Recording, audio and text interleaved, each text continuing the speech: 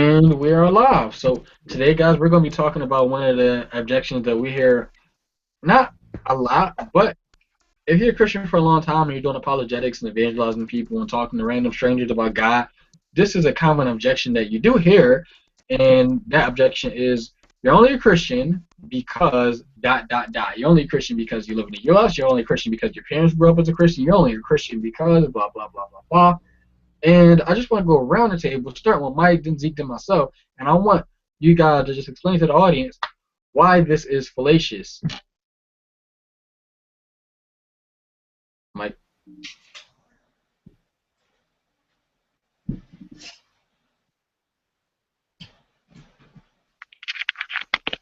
Oh, It's just frozen. That was Right, weird. You guys cut out for a second. yeah, you were frozen for a minute.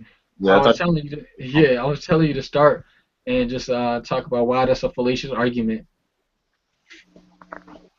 I couldn't hear anything. I didn't know what was going on. Gotcha. Yeah. So should I start? Yeah, go ahead. Okay. So this is something I actually hear from atheists a lot, and I'm not sure about anybody else, but it's mostly atheists. Mostly atheists I hear this from. Probably 99% of the time, maybe not that high, but most of the time, it's just them saying that. And it's kind of nonsensical. It doesn't make sense.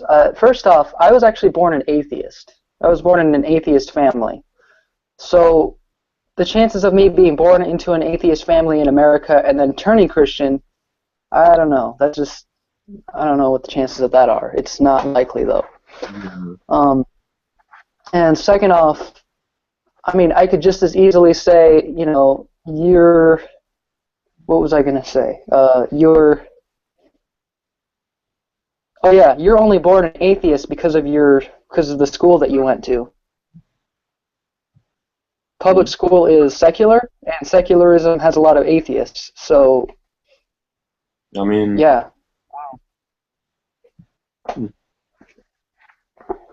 yes. It doesn't make sense. Okay, if a school's secular, you go to school and you're an atheist after you leave it. You know, most people say by the time you're out of college, you're an atheist. Right. You're a progressive liberal atheist more times than not. And so I could just as easily say that. Well, you went to college, and then all of your public schooling, you're an atheist, right? So that doesn't mean anything. And then America's not even the Christian capital of the world. It's actually, I'm not sure what it is. I think it's it might be South Korea or something like that, because there was some point in American history where we went to war, and then that war destroyed that country, and then a lot of Christian evangelists went over there, and they turned a lot of those people into Christians. Wow. And China has more of a Christian population than us by now, I think. They got a huge Christian population. I've heard they had a lot of... Russia, maybe, I don't know. Well, yeah, it's a secular government, and it's mostly atheistic philosophy. Yeah. So it doesn't make sense. Just because you're American doesn't make you a Christian. That's stupid. If I'm a Christian because I'm in America, then why aren't you a Christian because you're in America, Mr. Atheist? That doesn't make sense. That makes no sense. Right. Well, also, I love this one. They say, well, you're only a Christian because you're black, and Christianity was forced on you. You took on the religion of those who conquered you, right? Those pro-black, like I'm awake. I'm not conscious black, but I don't know that Christianity started all black. That's the white man's religion. And they don't even know. First of all, this is probably gonna be like one of the first times I actually broke the ice on this subject, because a lot of people don't know the history of the Bible. Hebrews and Egyptians are starting all the way from Exodus. We hear about the Hebrews and the Egyptians look like the Hebrews, and the Hebrews look like the Egyptians, and the Egyptians tried to breed out the Hebrews, and that wasn't working, so they decided to kill them. And Moses, you guys know the story. Moses grew up in the home in the Egyptians, but he didn't know he wasn't an Egyptian until he was told that he wasn't an Egyptian Right, because they look like each other. because they looked like each other. Now, if Egyptians are black and Moses didn't know he wasn't an Egyptian until somebody told him, I mean, common sense has got to tell you that maybe Egyptians looked Hebrew and Hebrew looked Egyptian because they both were black. Right. I don't Now, know.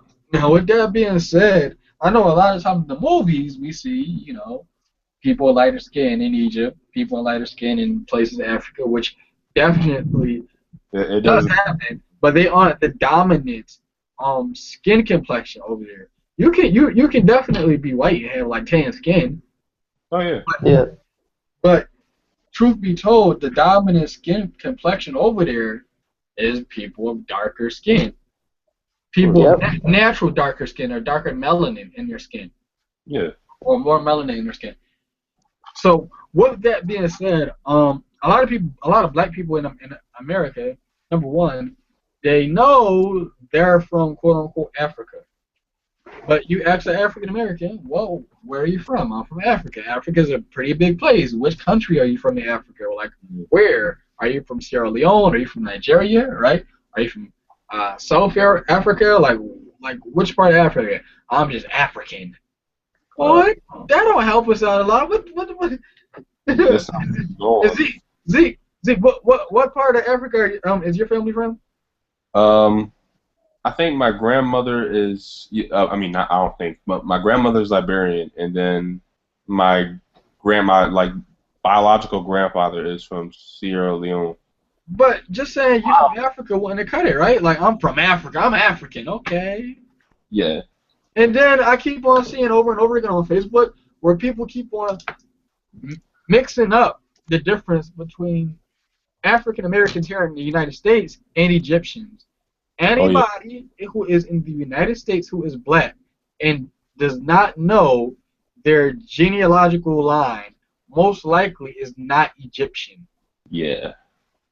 So I don't know why the culture here is to rap Egyptian you know what I'm talking about. Like they put on Egyptian wear and put Because they don't know who they are. But with that being said, I'm gonna tell you guys who you are.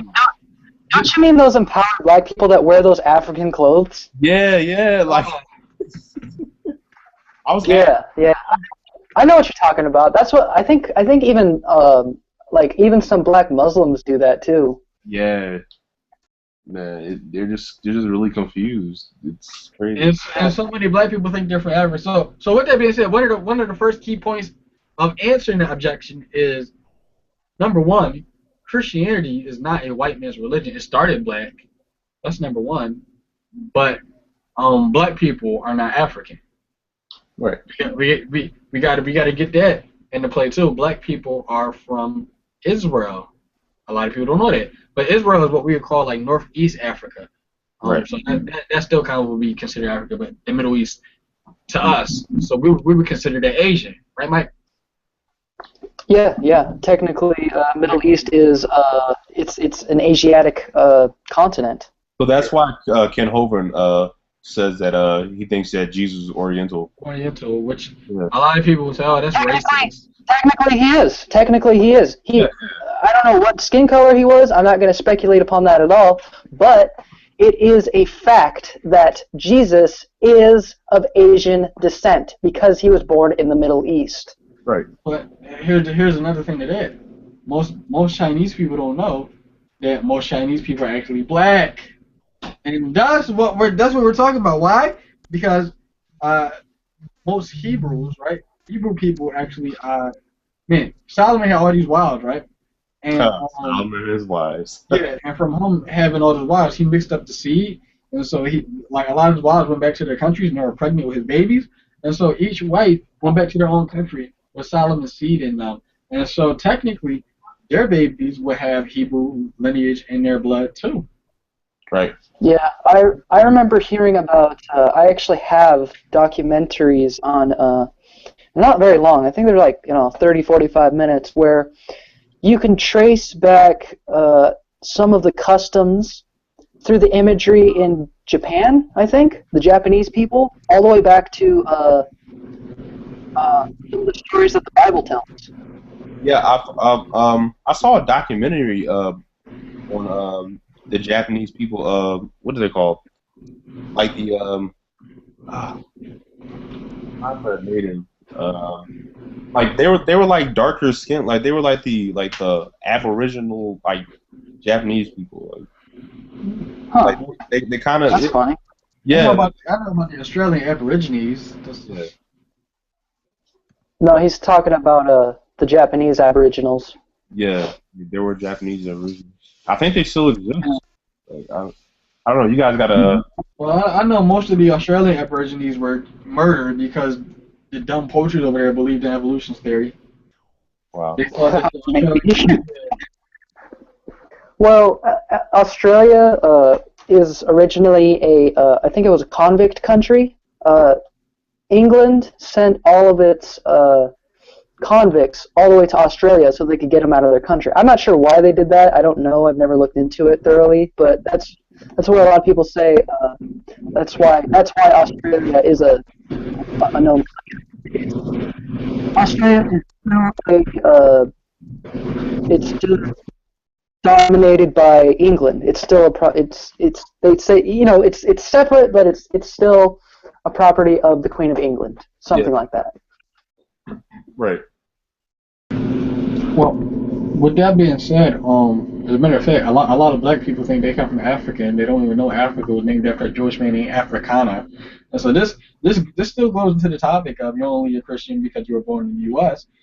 Well, no, that's not true. As a matter of fact, the African people were the people who sold the Hebrew people into slavery, into North American slavery. This isn't like Egyptian slavery. So we had 400 years of slavery over in Egypt just to be sold over here in America to have 400 more years of slavery. So all in all, we had 800 years of slavery.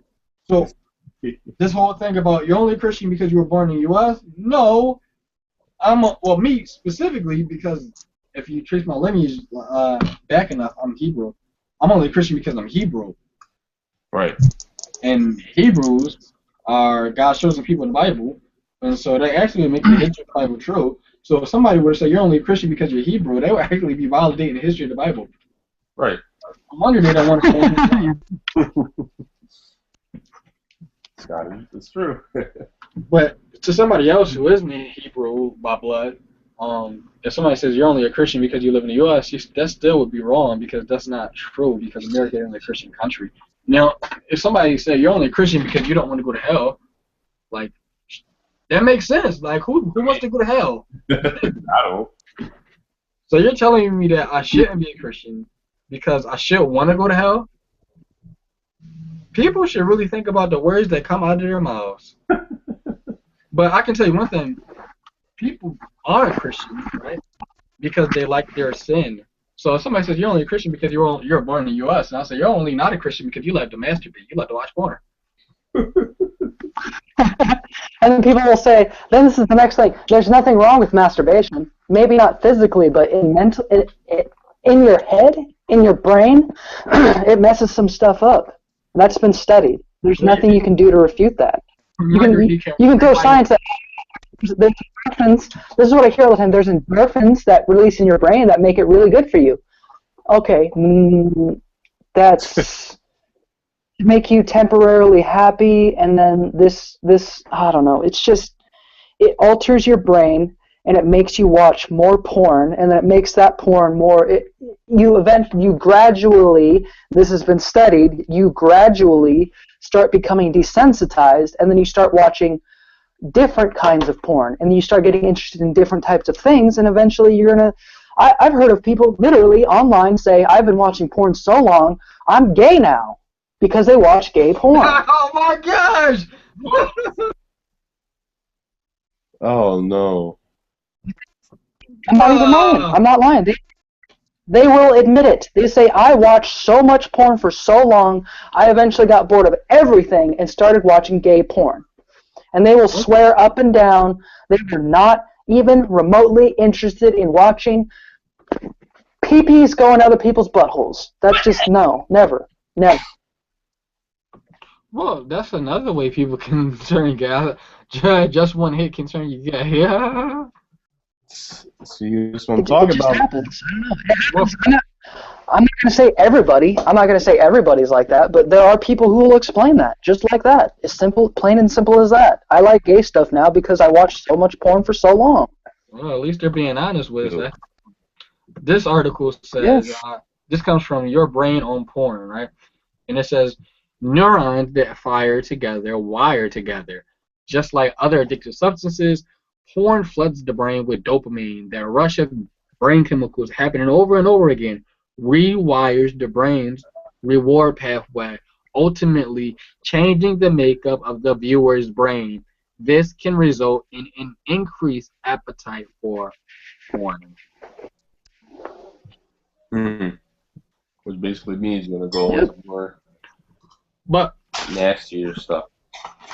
with that being said, like I think one of the biggest reasons why people aren't Christians is some type of sexual sin, and a lot of people deny it. But for those people who don't deny it, they say, well, I can do whatever I want in my own personal free time.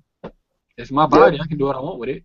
Well, if the Yep. Bible is true, it's not your body, and you can't do whatever you want with it. It's Right. God's body, and the Bible says that whoever destroys their temple, God will destroy them.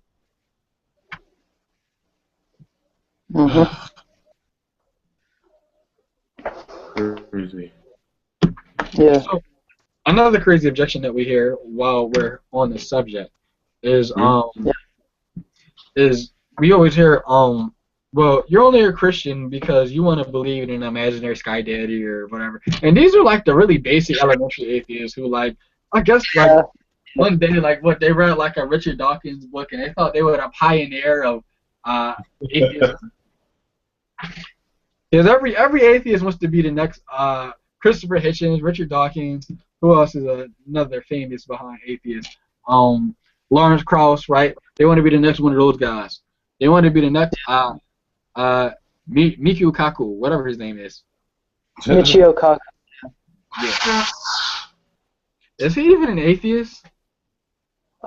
He is a theoretical astrophysicist, I think. But as far as his like belief system goes, I have no idea. But I have one of his books. A lot of atheists use him as the poster boy to further their little campaign beyond Einstein. Yeah. Cool. See, Michio Kaku, Beyond Einstein. It's okay. But yeah, yeah, you're only Christian because you want to believe in an imaginary sky daddy because and somebody actually let me link this together with this objection. Somebody said, well, you're only a Christian because of its behavior modification. It modifies your behavior and it helps you with your guilty conscience. Your modification. And what I would say is there's some truth to that because there definitely is a behavior modification system in it. That is true. Your behavior is modified. Act a certain way. But what they just admitted to me is that their conscience is so snared that they do not think their evil behavior has to change. That's what they just admitted. Okay. Yeah, I'm gonna connect this to another claim that they make is that religion is a control tool. And this is this is what I say to them. Okay, I say you're absolutely right. It is a control tool. Do you know what you're being controlled from? Evil. I'm being controlled to stop others from raping, murdering, stealing, I don't know, fraud, lying, all those things. I'm being held accountable for all of those actions that I would do. And it is religion, Christianity for one, that probably would have stopped Bernie Madoff from doing what he did. Yeah, probably. It is a control tool. It is. That's why God made it. It's a control tool for the better good. Right. Well, Somebody has to be in control. Either we're in control or God's in control. And when we're in control, we obviously see what the heck happens. We have cancer, bloodshed, disease, murder. Hey, how you doing, buddy? Oh. What's up? Hey. Yeah. Uh, How's it going? do you come from the Twitter timeline or the Hangout timeline? I subscribe to you on YouTube. Oh, hey, what's up? Yep. So yeah, it's just weird to me how I mean, sure, Christianity is a behavior modification control tool if you want to put it that way, but there's nothing wrong with that because when people are not controlled by God, they control themselves, and we obviously see the end result of that. We have a world where God isn't in control, we're in control, and every day you turn on the news, somebody's getting raped, somebody's getting murdered. Even the guy who made the freaking the CEO guy on Wall Street, I forget his name. He hyped up the price for his drug like 1,000%, and he smiled about it. A life-saving drug. He hyped up the price 1,000%. Wow. Wow. What a douchebag. Hey, Han, what's up? Hey guys. Hey, Hey. so how would you answer the objection? You're only a Christian because you were born in the U.S. Or in your case, you were born in like Australia, right? I was born in India. Oh, wow, even better. So somebody couldn't say that to you. You're only a Christian because you were born in Australia. I wasn't born here. Family is European, but I wasn't a Christian because the family went to church and all that, but I never really believed until I did my own investigation. That's the only difference, though. Hey, Ronnie, are you a Christian? I don't think demographic and geographical places have anything to do with whether you're a Christian or not. I think it's just you obviously have cultural influences, Yeah. but at the end of the day, are you going by what the culture does, or are you going by what nature? Like when I say nature, I mean what the universe is and what truth is and stuff like that. Yeah, and I don't think it can be denied that population, it plays a role, and then your environment plays a role. But when you're talking to each individual person, you're not going to get the same answer. You're not going to say, "Well, are you a part of the 86% of Christians in America?" What? Like that? The percent doesn't make you believe. The percent doesn't make you believe. It's the doctrine that you follow that makes you believe. Right.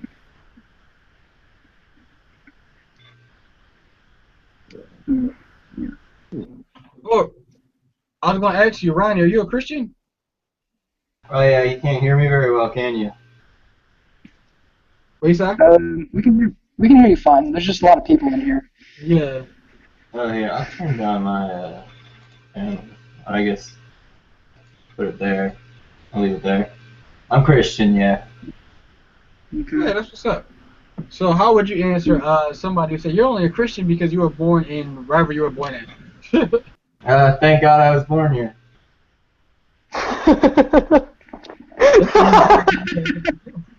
That's a good answer. Oh, that's funny. Yeah, it is. Thank God I was born there then. I heard Jay Warner Wallace. I don't know if you guys know who that is. Some of you probably do, some of you don't. But on his Facebook page, he's going to make another God's Not Dead movie, and I have a bone to pick with that movie because it was so bad. Ugh. I didn't like it personally, and my friends were like, oh well, and I have this type of friends who don't care about like apologetics and stuff like that. They're like, oh yeah, we just need to get the word out, and like they're I would say they're Christians, based like completely off of emotionalism, and like you get them crying and come up to the front of the church and raise your hands and accept Jesus. I mean, all of that is great, but that wasn't gonna work for me, and that God's Not Dead movie was just, that was so bad. That would make me not want to be a Christian if I saw that movie. Oh my gosh.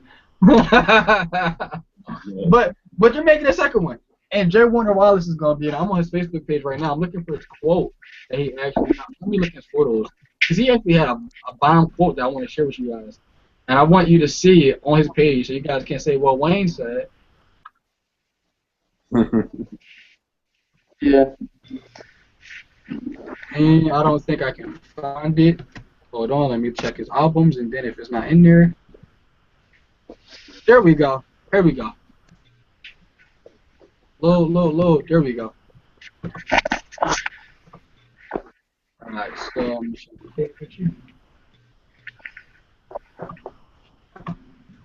So he said, I'm not a Christian today because I was raised that way or because it satisfies some meet or accomplished goals. I'm simply a Christian because it's evidently true. Which is true. Christianity is evidently true. Of course. Yeah. Yeah. Now, for somebody saying, well, the best evidence for Christianity is this, the best evidence for Christianity is that, etc., etc., I think, personally, I think the best evidence for Christianity is, number one, the resurrection of Jesus Christ, and number two, creation, because I think that the creation account of the Bible matches what we see. It's true. You know, it's not like the Quran, where the Quran says that the sun comes out the ocean, right? Or if you don't wear your pants leg down high enough, the devil's going to grab your pant legs. I don't think that's going to happen. I've heard about that. What? I don't know about all that, bro. But there are like so many different religions, and one of the things I guess if somebody asks me why is Christianity different, me personally, I probably would say, like, you know, because all of these other religions, they don't know if you're going to heaven or not. I had a friend that was a Muslim, right? And I think I told you guys about this. Well, I told you about this. I had a friend that was a Muslim, and he didn't know if he was going to heaven or not. And so I'm like, you can know if you're going to heaven. And he's like, no, I don't want to know. I'm just, and I said, but bro, what if what you believe isn't true? And he said, well, I'm going to just have to find out when I die. I don't care. He was just so stubborn. That doesn't make any sense. Doesn't make any sense. I'm gonna just find out when I die. And I'm like, but what if you find out you did wrong? Yeah, but you did. Because you are. And so I'm like, you can know if you're gonna have it or not. So I went through the gospel and I'm like, yeah, Jesus died for sins, etc. Yeah, man. And he's like, Jesus didn't die on the cross. That's not what Islam teaches. And at that time, I knew like very little about Islam, but I did know kind of like what they believe. And I was trying to, I'm like, what do you mean? Like, that's not what Islam teaches, because you guys believe in Jesus. And so he's trying to explain to me like how it was an illusion. And I'm like, what do you mean it was an illusion? Like, he really did die. Like, his disciples didn't die because they thought he died. Like, he died. He definitely did die. They don't believe they believe he was real, but they don't believe he was Son of God and resurrected, and you know. Right, because their book is, I don't know, man. Their book says Allah begot no son, but then a couple chapters after that it says that like it says that follow the people of the book or something like that. I can't I don't have it on the top of my head. As a matter of fact, the Quran myself, I actually read the Quran, and there's many verses in the Quran that tell the people at least in the Quran. I don't know about the Surah or the Hadith, but in the Quran it tells the people who follow Muhammad to read the Bible, to read it, literally, the Old Testament and the New Testament.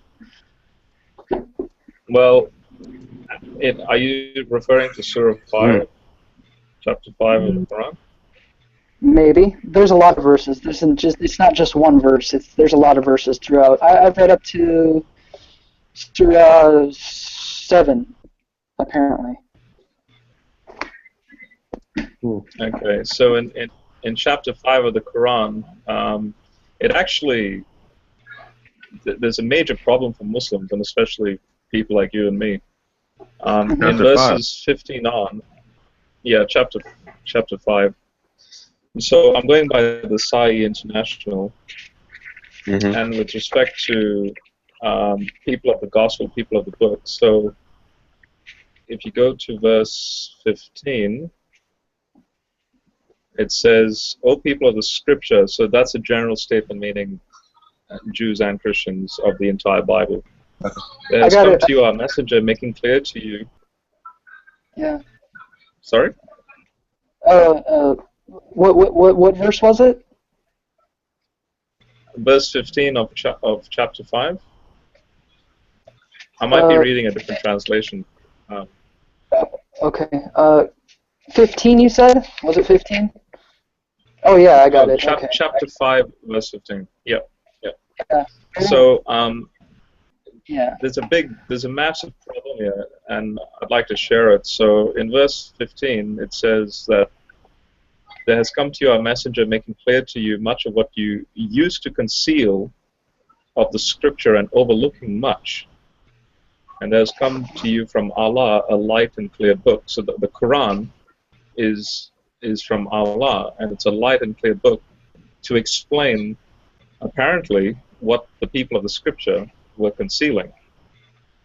And then verse 16, by which Allah guides those who pursue His pleasure to the ways of peace, and so on. Then verse 17, they have certainly disbelieved who say that Allah is Christ. So notice that verse 17 has this group of people who were, according to the Quran, were the disbelievers who said that God is Christ, which means the true believers, that the true Christians. So the alternative is that the true Christian was someone who believed that God was not Christ, that Christ was just another messenger. So notice how the Quran flips the table and totally changes that point of view. And so we can actually put that to the test. The Injil, the Injil in the Quran is called the Gospel. If you go down to verse in the same chapter, verse, let's see. Well, start with verse 44. So we sent down the Torah, in which was guidance and light. So Allah, in the history of Israel, sent down the Torah. Okay. Then verse 45.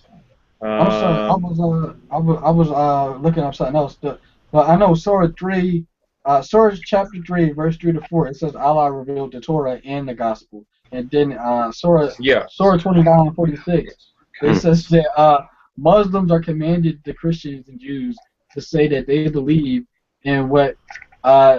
Basically, they're saying that we believe the same thing and our God is one. So that's why everybody keeps pushing that. Muslims and Islam. Yeah, Christian. What?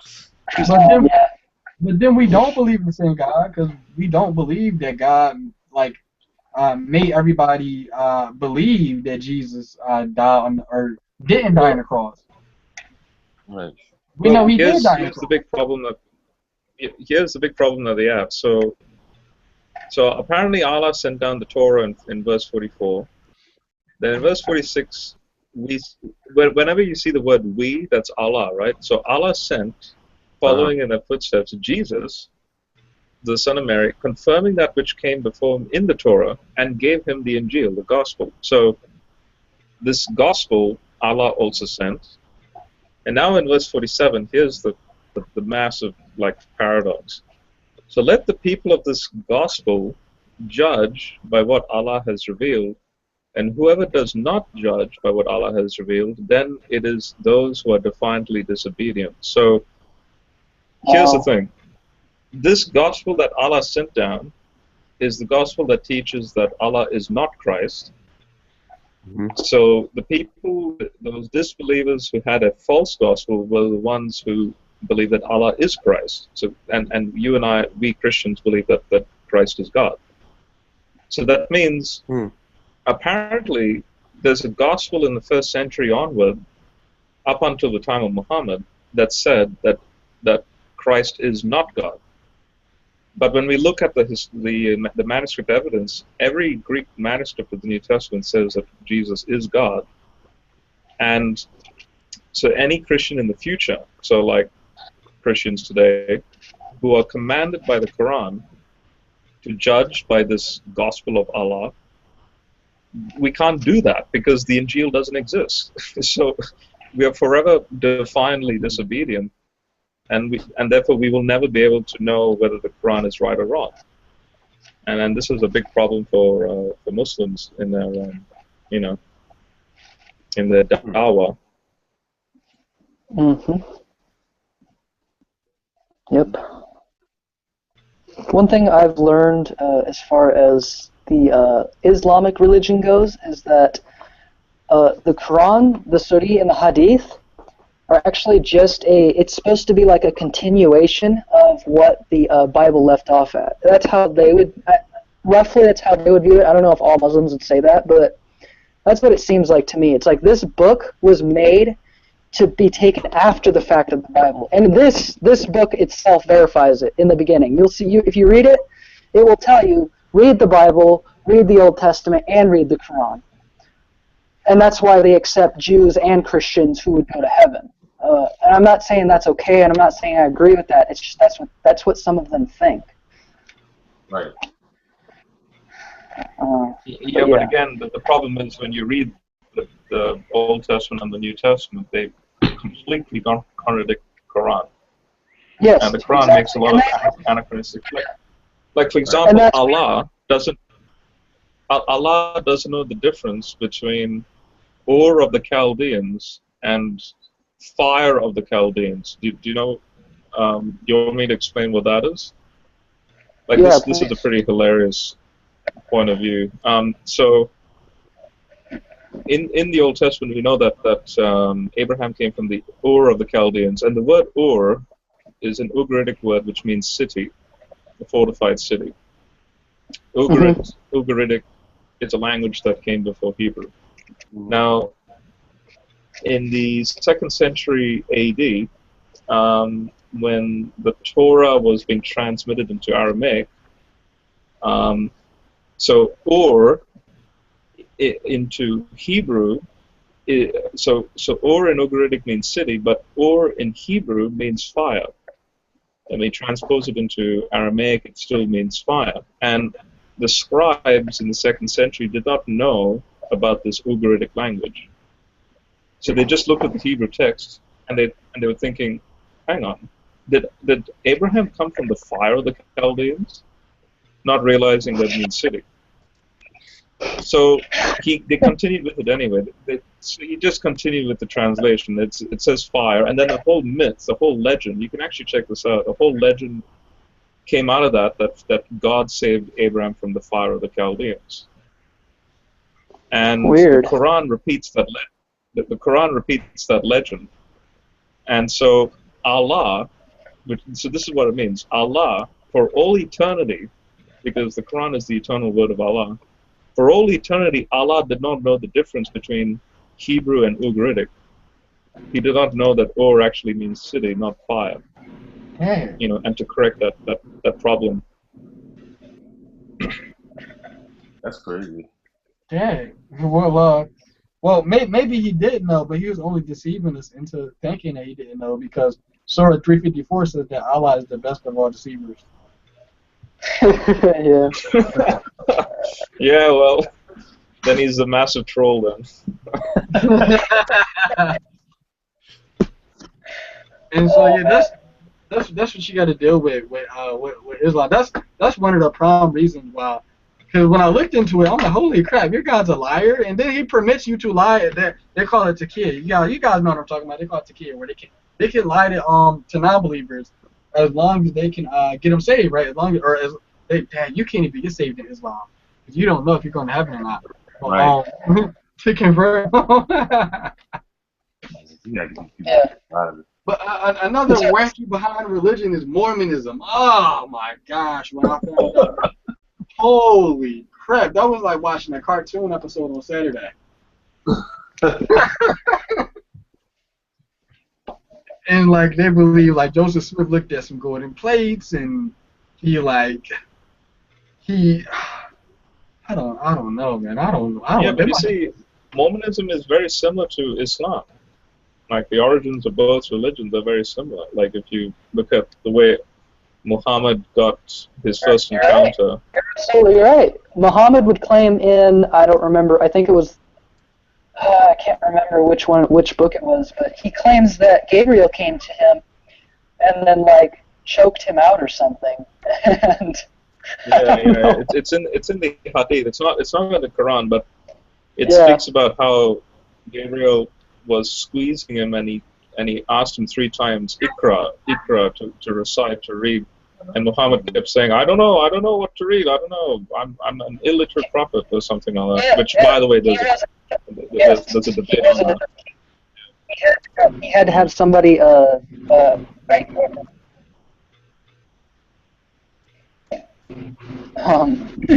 Yeah, Yeah, but and the difference with Joseph Smith is that he also had this angel appear to him.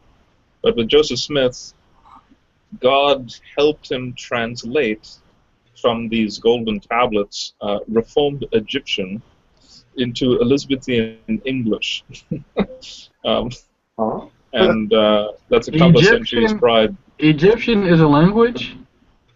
No, Reformed Egyptian, which there's no such thing as Reformed Egyptian. Yeah. No, I'm saying, like, Egyptian is not a language. Yeah, that's true. well, Yeah. I mean, there's hieroglyphics, but I don't know. I don't know the difference between modern What was Egyptian, it of the Egyptians?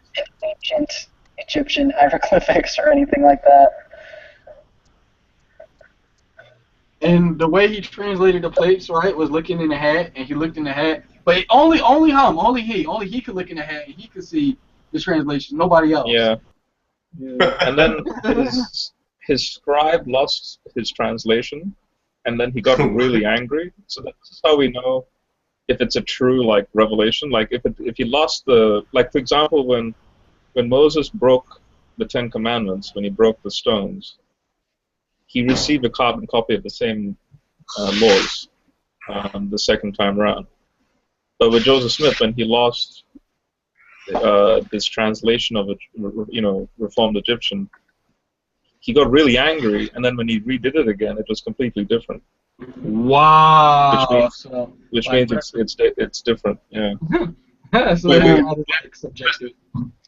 What happened? That's ridiculous.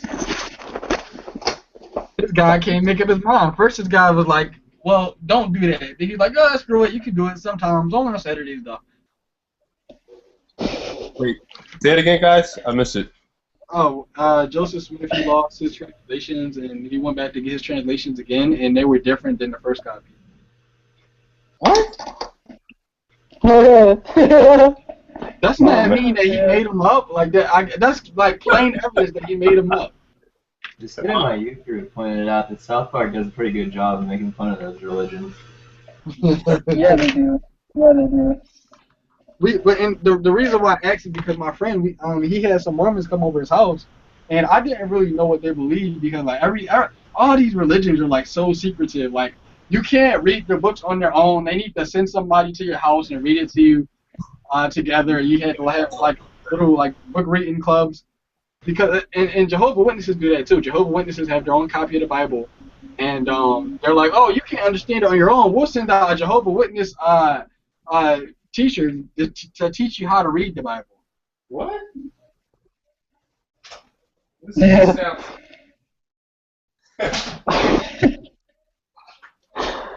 a good thing I read that by myself because their John 1:1 and our John 1:1 is different. Their John 1:1 says, "In the beginning was the Word, and the Word was a God." And our John 1:1 says, "In the beginning was the Word, and the Word was God." But they don't give like. That's right. Yeah, you're not allowed to read like any other translation if you're Jehovah's Witness, except for the one they give you. I think I have that one too. Yeah. The New World Translation. Yeah, I got that same one. Yep. Yeah. Yeah, and I read answers from my Jehovah's Witness friends at the Creation Today store. It teaches you how to point out what's wrong with their religion in the Watchtower edition. Oh gosh, the Watchtower is. And the Watchtower is a magazine, so the magazine's going to tell you how to watch out for. Okay. No, I meant that Bible. What is that Bible called? That's the New World Translation, right, Mike? The New World Translation. Yeah. Yeah. They have stuff in there that you can point out that the Trinity exists. Yep. Wayne, do you come across Jehovah's Witnesses lately, or not really? Like, do any of you guys come across them? I got them next door. That's why I have the book, because I really want to like witness. Zeke, you know we have Jehovah's Witnesses. All right, Ronnie. Yeah, you see them on the streets all the time, along with the Hebrew Israelites and the Muslims. And the Mormons, yeah, dude, we have everything in Philadelphia, man. Yeah. Okay. Yeah, Ronnie. Next time you have a conversation with us, JWs. So, Mick, you have the New World Translation there, right? Yeah. Okay. Does it have footnotes in the translation? Does it give like footnotes as in look up this verse? Absolutely. Yes. It's huge. It's probably Okay. twice. Go to John 12:41 in that New World Translation of yours. Mm-hmm. And what is the footnote to that verse? No. 1241. Hear me?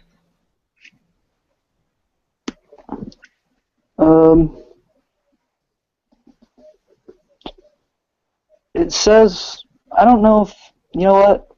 It's giving me it says to go back to Isaiah 6:1-8, but I don't think it says anything. Okay. No, that's good. So, John 12:41, read it out on mic. Read out the verse. Isaiah said these things because he saw his glory and he spoke about him.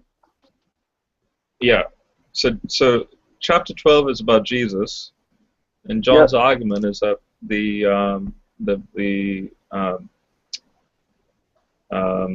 what's it called? The miracles that Jesus was doing in John 12, Isaiah saw this type of glory. He saw him. He saw the pre-incarnate Christ. Now, go to Isaiah 6:1 and see how they translated Isaiah 6:1. Okay. Isaiah, it might take me a second. Okay. 6. Okay. No, too far. 8. This really is like really cool. Okay.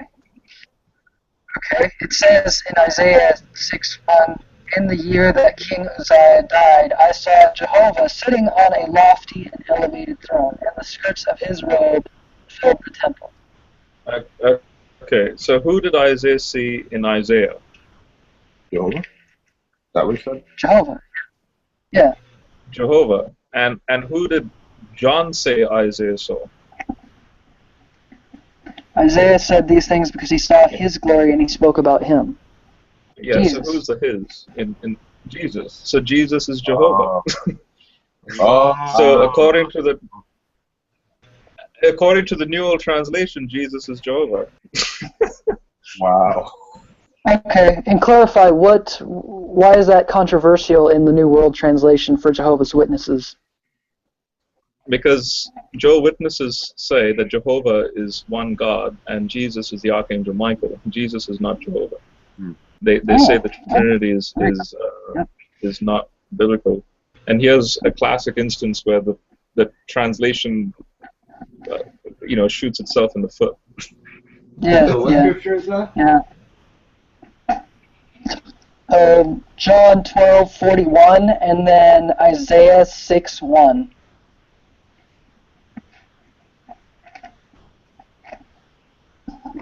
Yeah, read the entire don't read it now, but basically the entire context of John 12 is about Jesus, and then he quotes Isaiah 6 and I think it's Isaiah 53 to emphasize the theological points of John 12. And then when you go and look at those Old Testament passages, it's Jehovah. And so John's argument is that Jesus is Jehovah. Mm-hmm.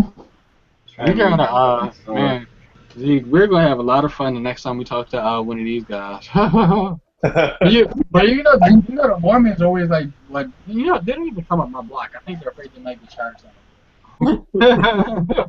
But yeah, Isaiah 53 has the name Jehovah all over it. So you guys should probably, if you're gonna do that, probably write these down. Yeah. You should send a letter to the editor.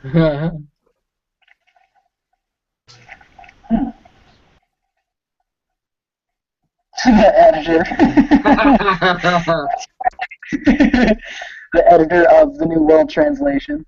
Yeah, that's funny. They're gonna disregard you though because you have been baptized in into their. You know, funny. You have to be baptized to get into their church. That's like some weird like cult stuff.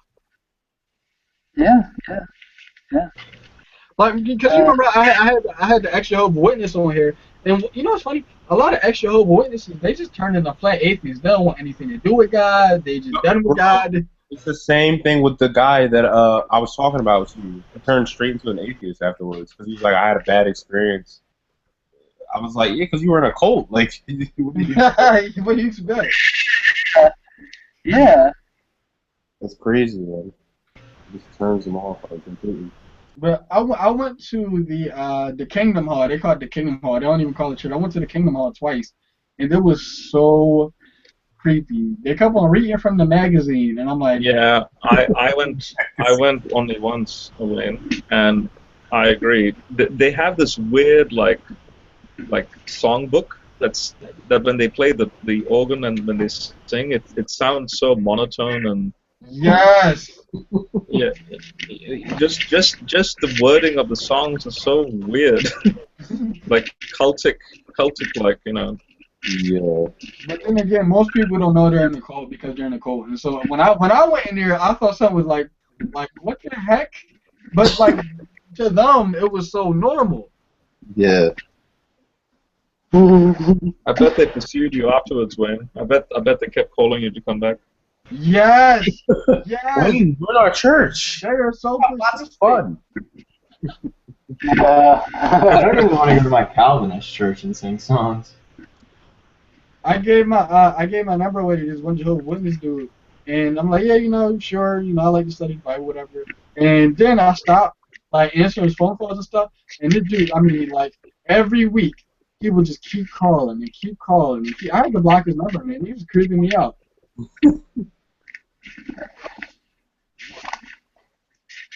But I had Wayne, call him back and show them this. I got you. The next time he calls me, I'll go down that verse with him that you showed us. Me too. But Mormons are kind of crazy too, man. Because the first time I ever talked with some Mormons, it was at a McDonald's, and they were like getting some food from McDonald's, and I was like, hey, I'm a Christian. What do you guys believe in? And this happened on like what 3 occasions each, where they just could not tell me what they believe. Yeah. And they're like, you want to come to our church? And I'm like, no. Tell me what you believe. Come to our church. What can like? Why do you? No, I'm not coming to your church so you can sacrifice me to Joseph Smith. Yeah. No. Come to the They're like, you want to come to our church? Come on, it's right up the street. And I'm like, bro, your church is like a giant penis. All the stuff they were telling us, it sounded like you're robots. Like it's kind of so regurgitated. Right, regurgitated textbook answer. You have to believe, man. You have to.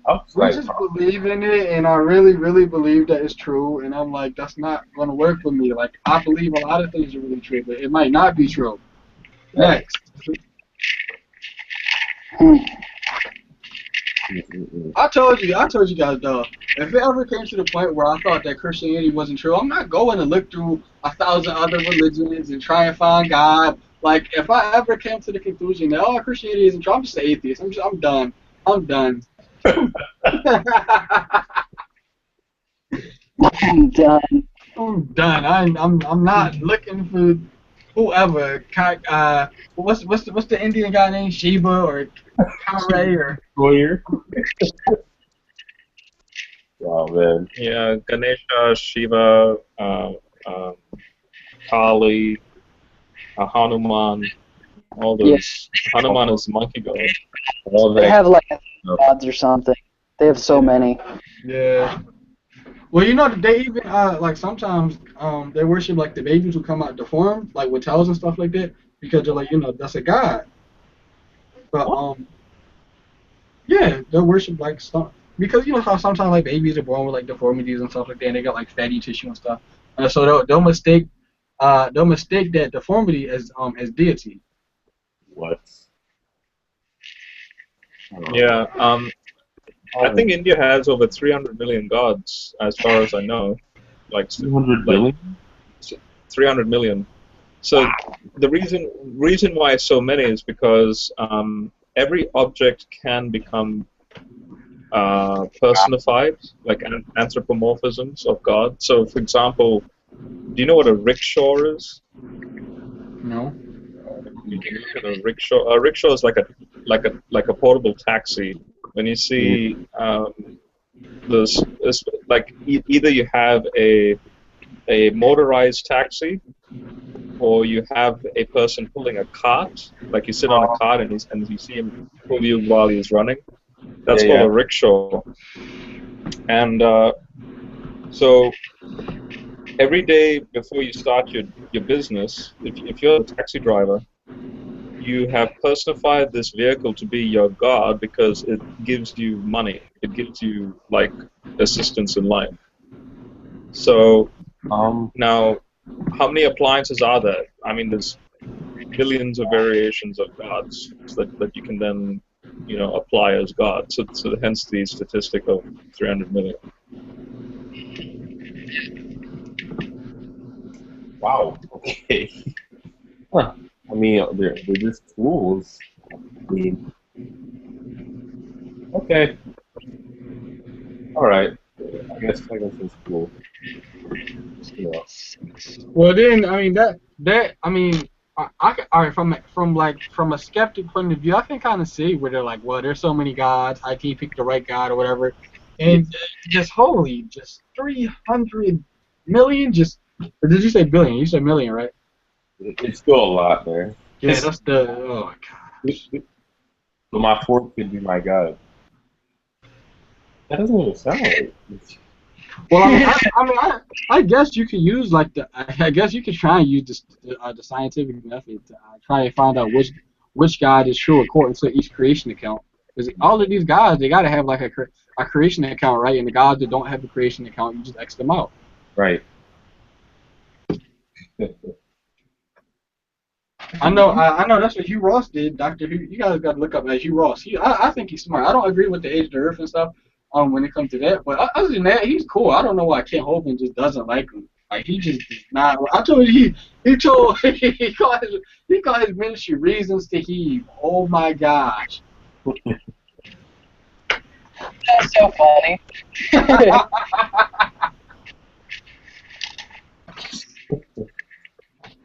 But yeah, I was watching Dr. Hugh Ross's video of like how he was a kid and he was using a scientific method to try and like understand like why is the Bible true, and like by the time he was done, he was like, oh yeah, this book is true.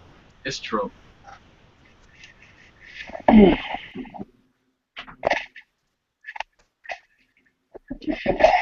Sorry, I was taking notes. This thing. Oh, it's cool. It's cool. So Yes, sorry, Wayne. Can you repeat that, Wayne?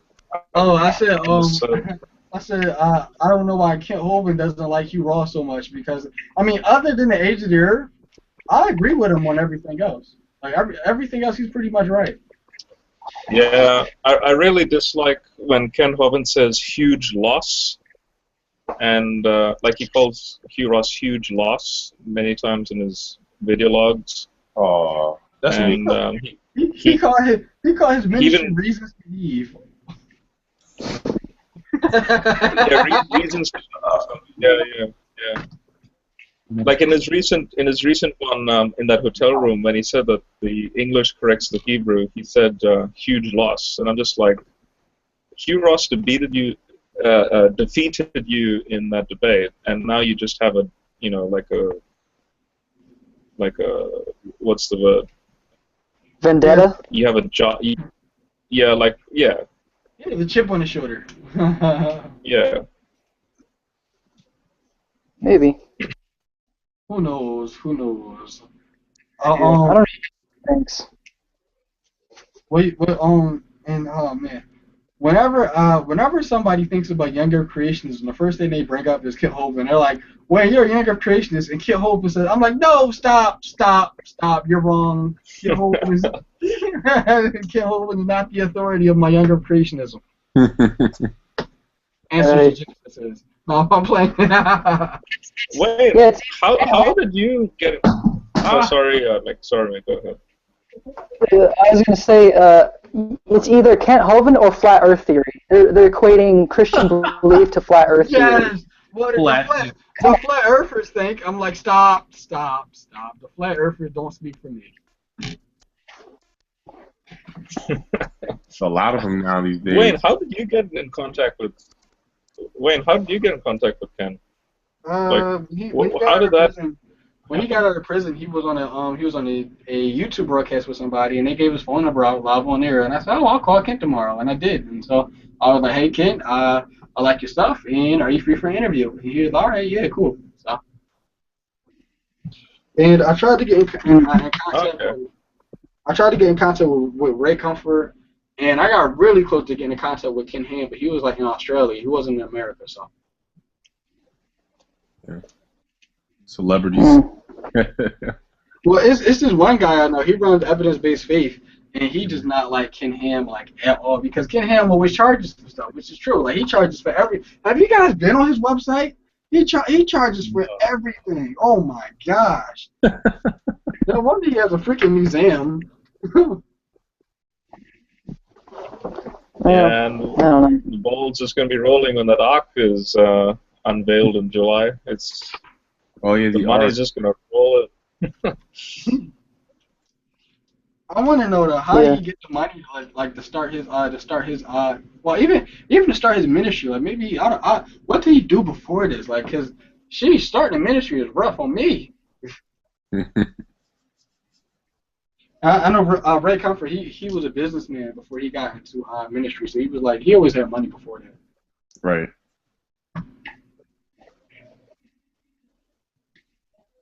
I don't know. I don't know anything about Ken Ham's financial district. I don't know at all. I don't know what any of these guys really did before they started preaching and teaching. No, but that's just what they're known for. Yeah, that's true. Yeah. But speaking about preachers, man, Pastor Steve, I told you, Zeke, you saw he bought the 40 acres of land. Oh yeah. For the yeah. That's my pastor, man. If I claim anybody as a pastor, after my pastor, Pastor Gaylord, I would claim Pastor Steve as my pastor, man. That dude. I definitely want to go out there. Wait, is this? What you say? Sorry, go ahead. Well, yeah, they was walking the land and stuff like that, and they're gonna like make dorms and stuff like that, so you can like plan a trip down there and like you can spend a night and they can teach you. Is this Steven Anderson? Wayne? Nah, I don't like Steven Anderson. He's like, oh my gosh. He said that he hopes. You said Pastor Steve. Stephen Darby. Oh, I don't know who he is. I thought he meant Steven Anderson. Nah, I know. I got a buddy who he loves Steven Anderson stuff, but Steven Anderson to me, he said he said Ray Comfort isn't saved. Then he said I hope that Caitlyn Jenner goes to hell. And they have their own record everywhere all over. I know that guy. Yeah, I remember that guy. Hey, Steve, you're speaking about you. Your pastor, Steve, right? I was actually going to start my own thing, but having one, I said, you know what? I am going to go over to Wayne's because I like Wayne. So I didn't start one just so I could come over to your feed here. How are you? I'm cool. We're not talking about nothing much. It's not crowded here like everybody else's. It's okay. I've been talked about enough today. I guess I have the clown car posse after me now. I made the big time. Yeah, seriously. I got Tommy, Michael Ann, and Outer Al are just like calling me a bigot, dumb. Yeah, I mean, it's just a slew of pejoratives. I'm like, wow, okay. I haven't. I haven't had a hangout with Tom. I would like to talk to him because I'm a younger creationist, but I guess like he differs in some of the things. Like he doesn't believe in natural selection, right? I don't think he understands natural selection. Wow. Yeah, I don't. It's really hard when somebody says they don't believe in natural selection. That's not even a contested thing among creationists. I mean, the most. I mean, Safadi. I mean, he's a very big creationist. He's a younger creationist. Even he accepts natural selection.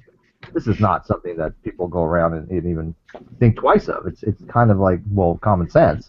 But.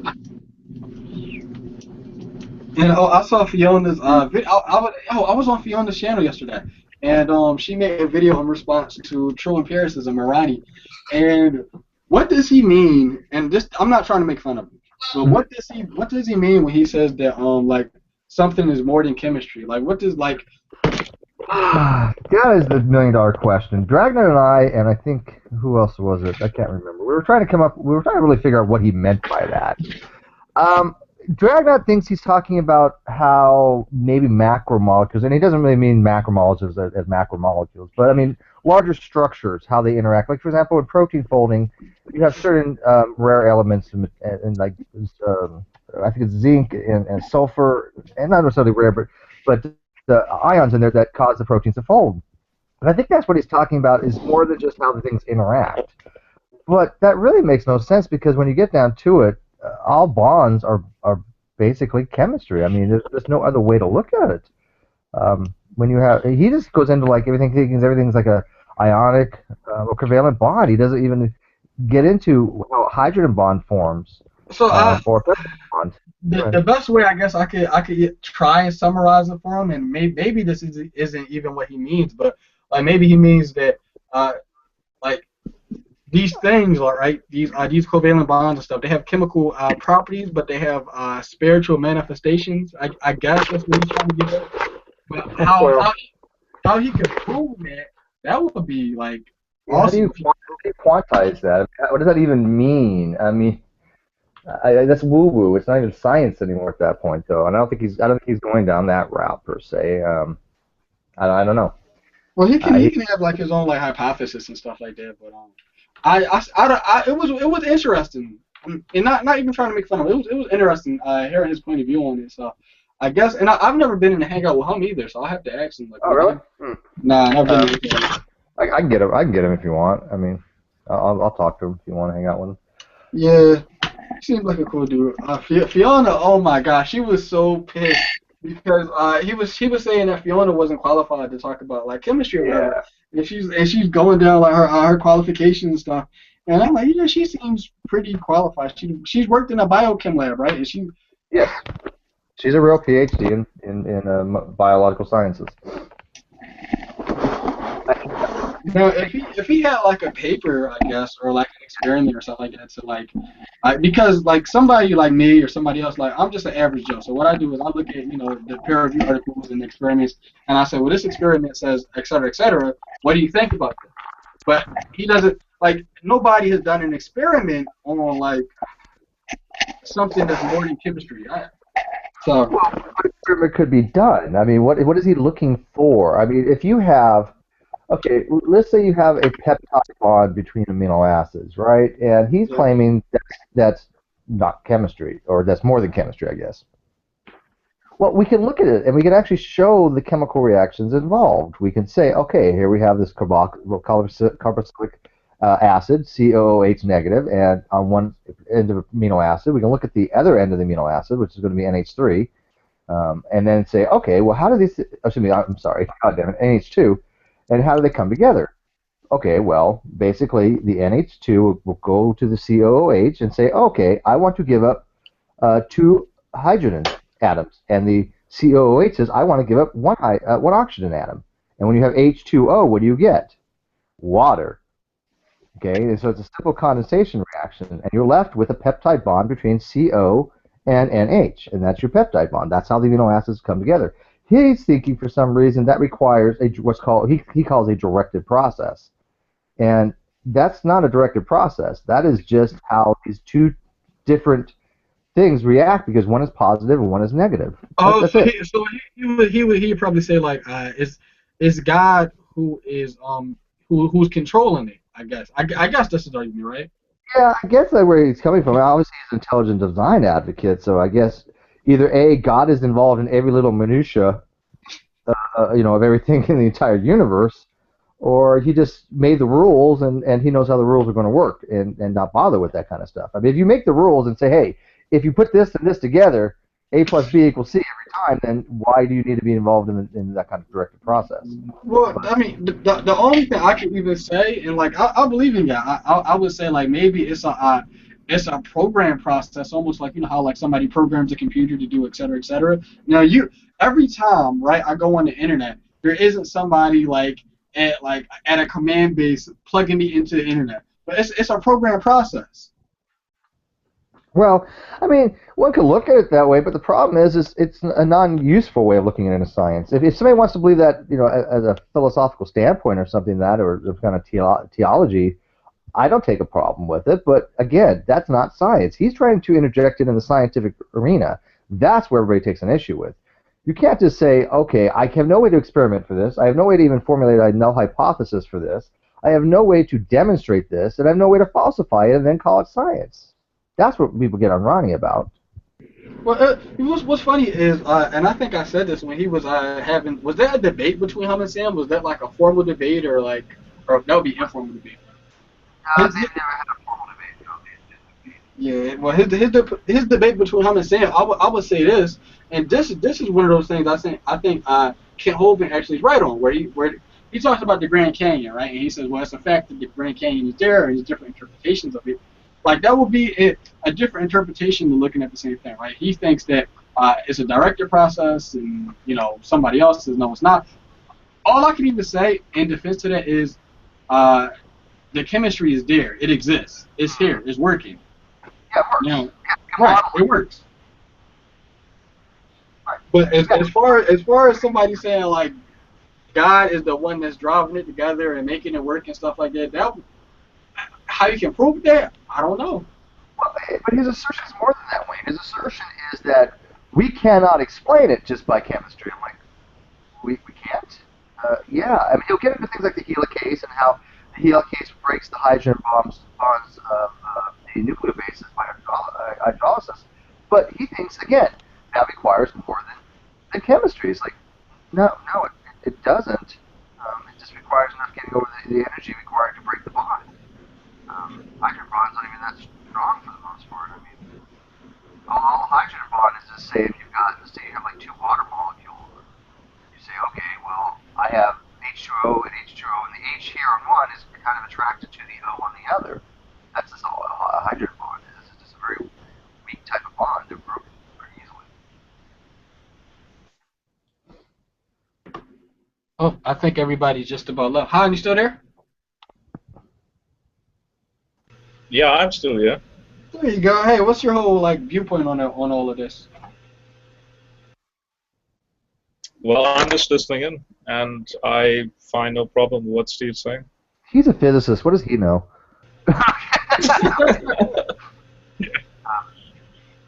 I like how Ronnie. One of the big water. question marks for me, though, Steve, and I have also a neuroscientist book on this. Well, actually, two. Have you heard of John Eccles? The name sounds awfully familiar. Refresh my memory. Yeah, so he wrote a book titled How the Self Controls Its Brain. And then he tried to speak about the quantum tunneling effect and within the synapses of the brain. And he even invented a word called a psychon to speak about something he thought to be like a ghost-like entity in the brain. And he wanted to add to the discussion, the philosophical debate about dualism, whether it's just chemistry in the brain that causes consciousness, or if there's some form of duality to our consciousness. And yeah, I'm not against dualism. I don't again think that we have enough evidence right now to make a determination either way for dualism, monism, or pluralism. But if we found out dualism existed, I think it would be kind of amazing that if a mind can exist independent of a substrate. But I don't know. I think that still in the realm of philosophy than it is science. But who knows? I mean, obviously, the emergence of a consciousness is basically just a systemogenic effect of a neural network we have. I mean, it's just we can't really fully explain it, but we know enough about it. I mean, if we didn't have the way the neurons were together, we wouldn't have this exponential way of processing information and storing information. We would be very, very stupid for the most part, you know. So it is a systemogenic effect. I will agree with that. yeah. Yeah, I mean, the analogy is given as like a driver in a car, but then you see, is that to suggest that I mean, notice in that analogy, the driver has a certain size, shape, position, and the car also has a certain size, shape, position. So the soul in the body, is it like seated somewhere, or is it like what is it? Like, where is it positioned, if there is a soul? Otherwise, tangible. What's the tangibility of the soul? First, that has to be, needs to be determined before you can find a locality. Yeah, exactly. So, one of the biggest problems in my thinking, purely in regards to the whole spiritual nature of the soul, is that I can look at the brain and I can look at the physical structure of it, even down to the quirkiness of quantum mechanics and all that stuff, even down to like the possibility of strings and the nature of space-time itself, which would borderline on what you'd call as the spiritual side of things, but to have something completely independent of physical nature, to be in physical nature, like the Bible does speak about the soul, but then where is it? That's one of the big questions I have. Maybe it resides in the quantum foam. Maybe. About it. I mean, okay, we all know the old adage that we're like 99% empty space. And the big thing about that is the funniest thing is people don't realize that they're not really even talking so much as the empty space between atoms, or even in the atoms. There's actually empty space in the nucleons themselves. A lot of people don't realize that. Most of the proton is empty space. I mean, within a proton, you have virtual particles popping in and out of existence, and quarks and anti-quarks and gluons and anti-gluons and photons and I think even electrons. I mean, so it's like literally a sphere of nothingness that has like 3 quarks in it, and that's only how you measure it. So we literally consist of nothing. I mean, it's just weird to think about. So we are a syzygienic effect. We are an emergent. Victor Stinger said something which I absolutely love. He said, "We're all frozen nothing," which is harkening back to before the Big Bang. Yeah. Yeah, it's matter. A lot of people consider that to be frozen. Matter to be frozen energy. MMA, hey. Yo. What's up? Didn't mean to ignore you. We're taking over Wayne's hangout. We're just like coming on in and boom, get over. Because I'm a dumb bigot. That's my new thing. Yes. What am I bigoted towards? Stupidity? Okay, I'll take that one. Sure, I'll take that one. I mean, I don't think those are federal protected classes, or kind of, I don't know what I'm bigoted towards. Yeah, some people have lost what it means. I mean, like, bigot just means that you can't tolerate someone's opinion, and so it's been overused now. The word, it's just ugh. Oh. Yeah, I mean, I can tolerate other people's opinion. I just can point out that they're wrong. Yeah, there's not to be a bigot. That's not the same. I did have my faux pas, so I guess I was demonstrated that I was incorrect. But unlike most people, when you're demonstrated you're incorrect, you don't double down. You go, you know what?